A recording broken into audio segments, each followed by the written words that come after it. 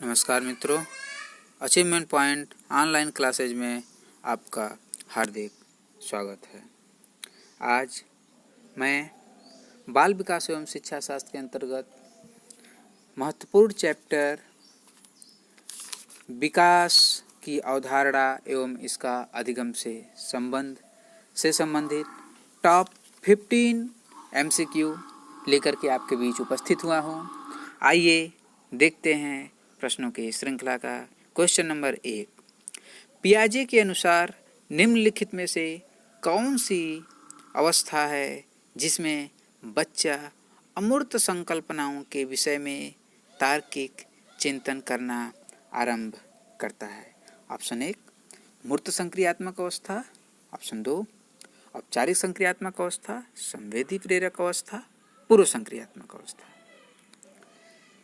पियाजे के अनुसार वह कौन सी अवस्था है जिसमें बालक अमूर्त संकल्पनाओं के विषय में तार्किक चिंतन करना आरंभ कर देता है? यहाँ पर इसका आंसर होगा ऑप्शन नंबर 2 औपचारिक संक्रियात्मक अवस्था। क्यों होगा? क्योंकि जो मूर्त संक्रियात्मक अवस्था होता है वो 4 से 7 वर्ष की आयु में होता है और औपचारिक संक्रियात्मक अवस्था जो होती है वो 11 वर्ष और उसके ऊपर होता है, जिसमें बालक अमूर्त और तार्किक चिंतन करना प्रारंभ कर देता है। आइए देखते हैं क्वेश्चन नंबर 2, बच्चों में बौद्धिक विकास की 4 विशिष्ट अवस्थाओं की पहचान किसके द्वारा की गई? कोहलबर्ग के द्वारा, एरिक्सन के द्वारा, स्किनर के द्वारा, पियाजे के द्वारा। तो इसका सही आंसर होगा पियाजे। जीन पियाजे ने संज्ञानात्मक विकास की 4 अवस्थाएं बताई थी। क्वेश्चन नंबर 3 आइए देखते हैं। विकास कभी न समाप्त होने वाली प्रक्रिया है, यह विचार किससे संबंधित है? अंतः संबंध का सिद्धांत, निरंतरता का सिद्धांत, एकीकरण का सिद्धांत, अंतः क्रिया का सिद्धांत। तो इसका सही ऑप्शन होगा, आंसर होगा ऑप्शन नंबर 2 निरंतरता का सिद्धांत।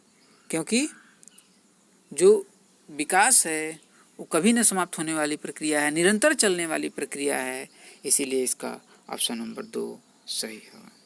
आइए नेक्स्ट क्वेश्चन पे आते हैं हम लोग। प्राथमिक स्तर पर एक शिक्षक में निम्न में से किसे महत्वपूर्ण विशेषता मानना चाहिए? प्राथमिक स्तर पर जो एक शिक्षक है उसमें निम्न में से किसे सबसे महत्वपूर्ण विशेषता मानना चाहिए?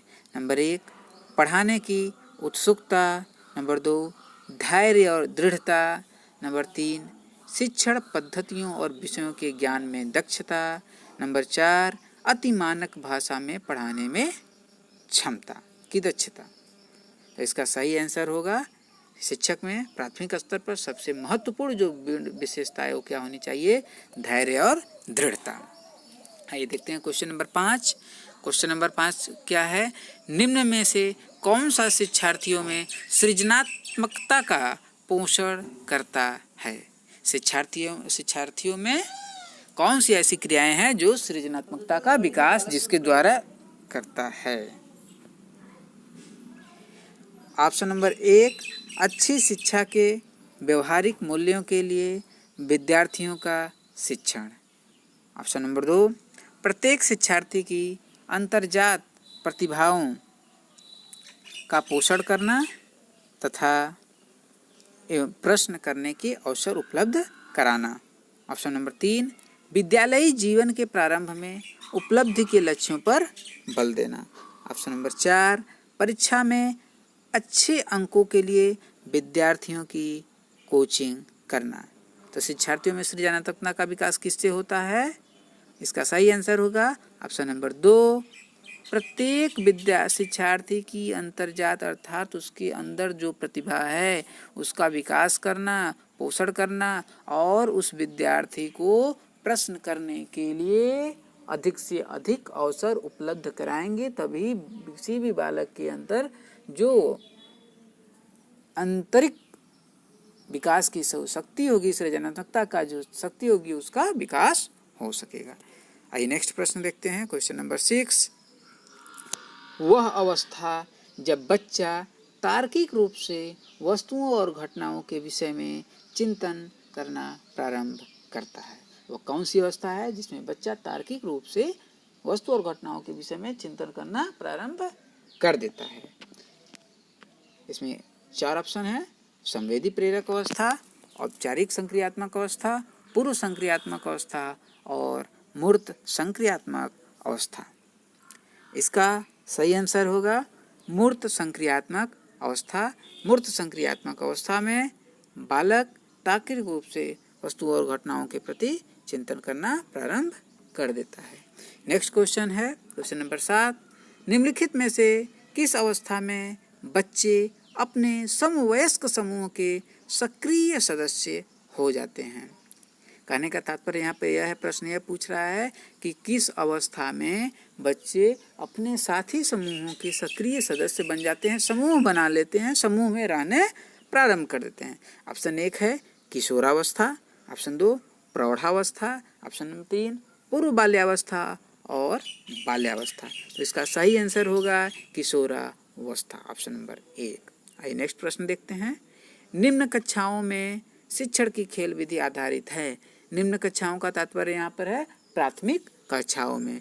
प्राथमिक कक्षाओं में शिक्षण की जो खेल विधि है वो किस पर आधारित है? ऑप्शन नंबर 1 शारीरिक शिक्षा कार्यक्रम के सिद्धांत पर, 2 शिक्षण की विधियों के सिद्धांत पर, ऑप्शन नंबर 3 विकास एवं वृद्धि की मनोवैज्ञानिक सिद्धांत पर, ऑप्शन नंबर 4 शिक्षण के सामाजिक सिद्धांत पर। तो इसका सही आंसर है विकास एवं वृद्धि के मनोवैज्ञानिक सिद्धांत पर। क्यों? क्योंकि विकास एवं वृद्धि का जो मनोवैज्ञानिक सिद्धांत है वो कहता है प्राथमिक कक्षाओं में बच्चे को खेल के द्वारा शिक्षण देना चाहिए, क्योंकि बच्चे खेल के द्वारा अधिक सीखते हैं और उनका मानसिक विकास भी संभव हो पाता है। आइए हम लोग नेक्स्ट प्रश्न देखते हैं। बच्चों के संज्ञानात्मक विकास को सबसे अच्छे तरीके से कहाँ परिभाषित किया जा सकता है?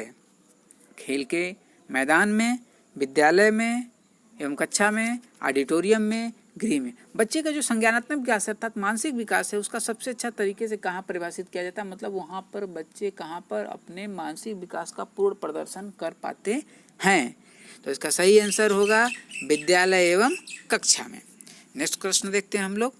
बालकों की सोच अमूर्तता की अपेक्षा मूर्त अनुभव एवं प्रत्ययों से होती है। यह अवस्था है किस आयु वर्ष में बच्चों की जो सोच होती है वो मूर्त अनुभव एवं उसके प्रत्ययों से होती है? इसका ऑप्शन है 7 से 12 वर्ष, 12 से वयस्क तक, 2 से 7 वर्ष, जन्म से 2 वर्ष। अर्थात यहाँ पे पियाजे के ही जो संज्ञानात्मक विकास की 4 अवस्थाएं हैं उसी का वर्णन किया गया है। जैसे जन्म से 2 वर्ष तक कौन सी अवस्था है? संवेदी है। 2 से 7 वर्ष तक क्या है? जन्म से 2 वर्ष तक है संवेदी अवस्था, 2 से 7 वर्ष है पूर्व संक्रियात्मक अवस्था और 12 वर्ष से ऊपर है अमूर्त संक्रियात्मक अवस्था और 7 से 12 वर्ष तक है मूर्त संक्रियात्मक अवस्था। तो यहाँ पर क्या प्रश्न पूछ रहा है कि मूर्त अनुभव एवं प्रत्ययों से बालकों की सोच कब विकसित होती है? तो इसका सही आंसर है 7 से 12 वर्ष तक। आइए नेक्स्ट प्रश्न हम देखते हैं। विकास के संदर्भ में निम्न में से कौन सा कथन सत्य नहीं है? विकास के संदर्भ में कौन सा कथन सत्य नहीं है? ऑप्शन 1 है विकास की प्रत्येक अवस्था में अपने खतरे हैं। सही बात है। विकास उकसाने या बढ़ावा देने से नहीं होता है। विकास सांस्कृतिक परिवर्तनों से प्रभावित होता है। सही बात है। विकास की प्रत्येक अवस्था की अपनी एक विशेषताएं होती हैं। ये भी सही बात है। तो इसका आंसर क्या है? सही है 2 नंबर कि विकास उकसाने अथवा बढ़ावा देने से नहीं होता है। यह कथन सत्य नहीं है। विकास को बढ़ावा देने पर वो बढ़ता है विकास अधिक। अगर उस बच्चों कोई भी बच्चा है अगर उसे विकास के लिए एक उपयुक्त वातावरण उपलब्ध कराया जाए तो उसका विकास तीव्र गति से होता है, और अगर उपयुक्त वातावरण नहीं है तो बालक का विकास प्रभावित होता है। ऐसा हमने पिछले अध्ययन में देख चुका है। इसलिए ऐसी बात सत्य नहीं है कि विकास बढ़ावा देने से नहीं होता है। आइए नेक्स्ट प्रश्न देते हैं, क्वेश्चन नंबर 12। निम्न में से कौन सा विकासात्मक कार्य उत्तर बाल्यावस्था के लिए उपयुक्त नहीं है? उत्तर बाल्यावस्था का तात्पर्य यहाँ पे क्या है? 12 वर्ष से ऊपर बाल्यावस्था का अंतिम और किशोरावस्था का शुरुआती चरण। तो यहाँ ऑप्शन है सामान्य खेलों के लिए आवश्यक शारीरिक कुशलताएं सीखना, पुरुषोचित या स्त्रियोचित सामाजिक भूमिकाओं को प्राप्त करना, वैयक्तिक आत्मनिर्भरता प्राप्त करना और अपने हम उम्र के बालकों के साथ रहना सीखना। तो जो उत्तर बाल्यावस्था की विशेषताएं हैं वो ये सत्य है कि अपने हम उम्र के बालकों के साथ रहना सीखता है बच्चा, वैयक्तिक आत्मनिर्भरता प्राप्त कर लेता है, अपने जो कार्य होते हैं वो स्वयं करने लगता है, अर्थात अपने से खाना खाने लगता है, अपने से कपड़े पहनने लगता है, अपने से साफ सफाई और स्नान करना सीख लेता है और सामान्य खेलों के लिए आवश्यक शारीरिक कुशलताएं भी सीखता है और उसके विकसित हो जाती हैं। इसका आंसर क्या सही नहीं है? Option number 2। आइए नेक्स्ट क्वेश्चन देखते हैं हम। बाल विकास का क्या अर्थ है? बाल विकास का अर्थ ऑप्शन नंबर 1, सॉरी इसको देखिएगा टाइपिंग में मिस्टेक हो गया है। ऑप्शन नंबर 1, बालक की लंबाई, मोटाई तथा चौड़ाई में विकास, बालक का बौद्धिक एवं मानसिक विकास, बालक का सर्वांगीण विकास, बालक का विकास होना। तो यहाँ पर सही आंसर क्या है? बालक का सर्वांगीण विकास। आइए नेक्स्ट क्वेश्चन देखते हैं। निम्न में से कौन सी पूर्व बाल्यावस्था की विशेषता नहीं है? निम्न में से कौन सी पूर्व बाल्यावस्था की विशेषता नहीं है? दल या समूह में रहने की अवस्था, अनुकरण करने की अवस्था, प्रश्न करने की अवस्था, खेलने की अवस्था। पूर्व बाल्यावस्था की विशेषताएं हैं खेलने की अवस्था है, प्रश्न करने की अवस्था है, अनुकरण करने की अवस्था है, लेकिन टीम बना करके या समूह में रहने की अवस्था नहीं है। टीम में रहने की, समूह बना के रहने की अवस्था कब होती है? किशोरावस्था में या बाल्यावस्था में। आइए नेक्स्ट क्वेश्चन हम लोग देखते हैं। खिलौने की आयु कहा जाता है? खिलौने की आयु किस अवस्था को कहा जाता है? पूर्व बाल्यावस्था को, उत्तर बाल्यावस्था को, शैशवावस्था को, इन सभी को। देखिए बहुत इम्पॉर्टेंट क्वेश्चन है। सी टेट के CDP में या UP TET, B TET, S TET, किसी भी स्टेट की TET के एग्जाम में ये बहुत इम्पॉर्टेंट क्वेश्चन है। बार बार पूछा जाता है खिलौने की आयु किसे कहा जाता है?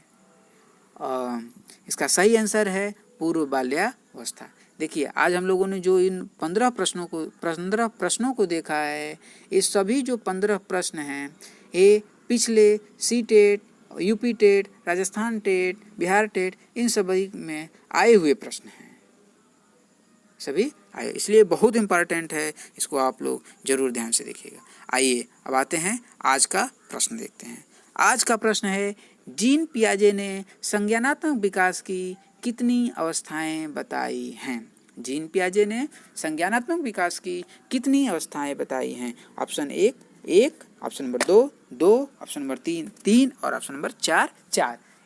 जीन पियाजे ने संज्ञानात्मक विकास की कितनी अवस्थाएं बताई हैं? इसको आप लोगों को कमेंट बॉक्स में कमेंट करना है कि कितने, इसका आंसर सही क्या है, और नेक्स्ट वीडियो में इस प्रश्न का उत्तर दिया जाएगा। धन्यवाद।